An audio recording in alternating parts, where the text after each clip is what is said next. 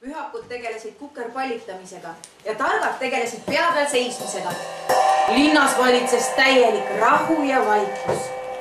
Meie narr, kes püüdis ka liikuda väga-väga vaikselt, et kukerpallitavaid pühakuid ja pea peal seisvaid tarki mitte segada, tekitas oma jala külge aheldatud pommiga ikka väga palju lärmi.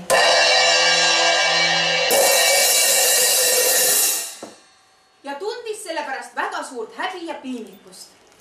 Tarkadele meeldis see, et narr tundis rahurikkumise pärast häbitunnet ja nad juhatasid talle tee, mis pidi viima läbi kõrbe otse südametunnistuse templisse. Tee nimi oli Suure Armastuse tee, teadsid targad talle rääkida. Pühakud kinkisid talle veel midagi, aga mis pühakud talle kinkisid, seda ma praegu ei või veel öelda. Narr tänas tarku ja pühakuid, kummardus mitu korda väga naljakalt ja asus siis juhatatud suunas edasi rändama.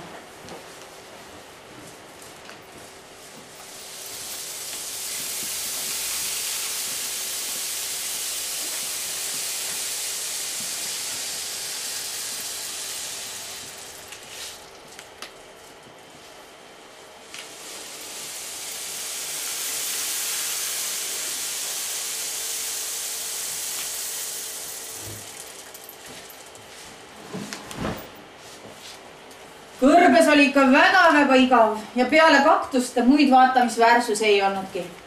Narr jätkas oma teekonda magamata, söömata, et lõpuks ometi vabaneda jala külge aheldatud pommist ja leida ülesse südametunnistuse tempel.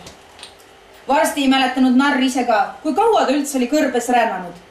Tüdimus oli tal nii suur ja mitte mingisugust lootust kiirt polnud veel märgata.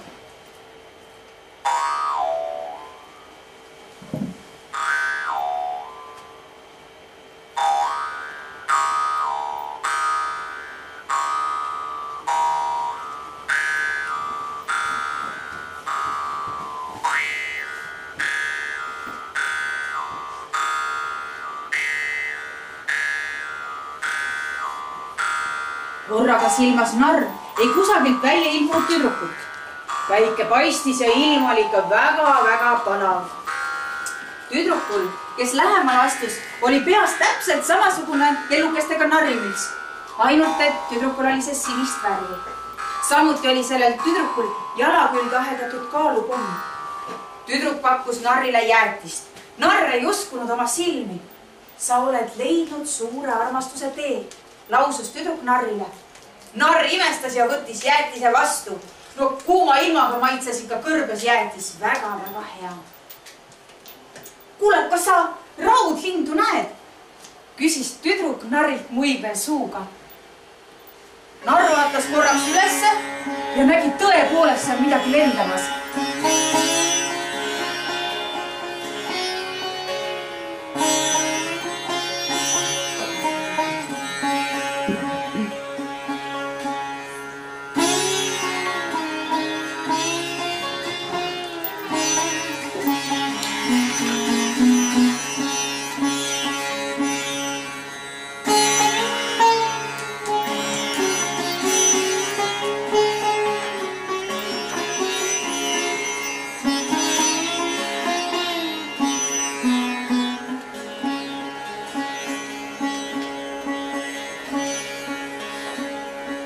Kui ta jälle tüdruku poole vaatas, oli see juba kadunud. Narr sai nüüd aru, et oli näinud pettekujutust ehk miraaži, mida väsinud kõrberändurid vahel näevad. Raudlind aga lähenes ülemõttelevi kiirusel ja haaras meie narri oma raudse noka haardesse. Ülal poolt paistsid nüüd kõik kohad kätte, kus narr oli rännanud. Ta nägi oma kodu tõsiste täiskasvanute maal, mis paistis nüüd vaevalt tikudoosi suurune. Sealt paistis ka pimedate lastelinn, mis meenutas narrile tema Rubiku kuubikut ja kukerpallitavate pühakute ning pea peal seisvate tarkade nähtamatu linn, mis oli eluline kujuline. Kõrb, millest oli äsja viibinud ja avastanud suure armastuse tee ning paistnud nii ääretu, sarnanes nüüd taevast kiigates laste liivakastiga. Kaugel maailma äärel paistis sügav sinine ookeani avarus, kus seilasid uneaurikud, purjetasid unepurjejahid ja sukelduvaid delfiine meenutavad uneallalaevad. Erinevate unelaevade vaatlemine rahustas narri. Soe tuul paitas narri põski nii, et ta uinus ülemõttelegi kiirusel lendava raudlinnu nokas vaiksesse unne.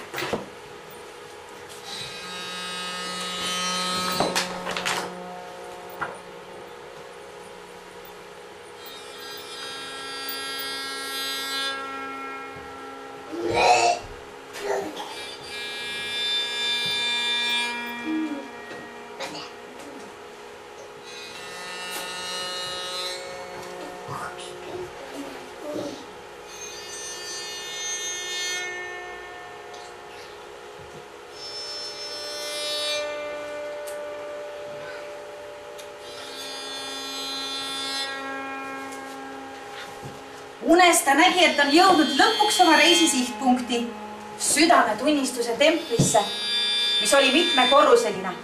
Iga korrus kujutas endast labürinti, mis korruste kõrgenedes läksid järjest keerulisemaks. Viimast labürinti valvas hea tiiger. Nüüd meenus narril kukerpallitavatelt pühakutelt saadud saladus ja ta andis selle heale tiigrile edasi. See oli sisemise naeratuse saladus.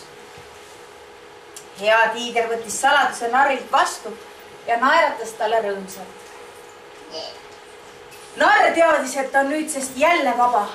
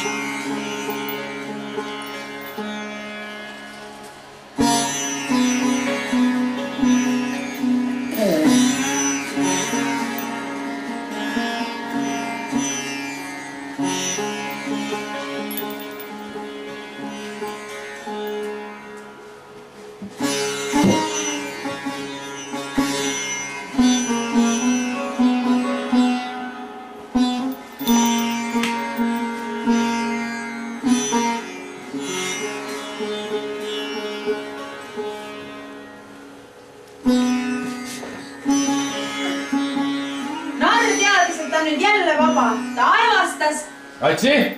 Ja ärkas oma voodis. Oli hommik. Ema oli toonud talle kuuma kakaod, 5 minutit keidetud üllatusmuna ja kaneelikringli otse voodisse.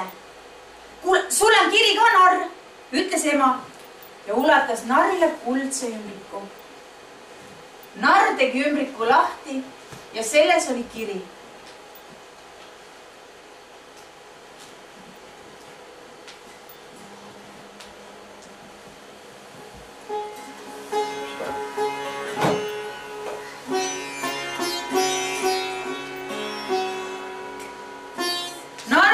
Kirja. Kallis narr, otsides leiadki tee. Sinu vend.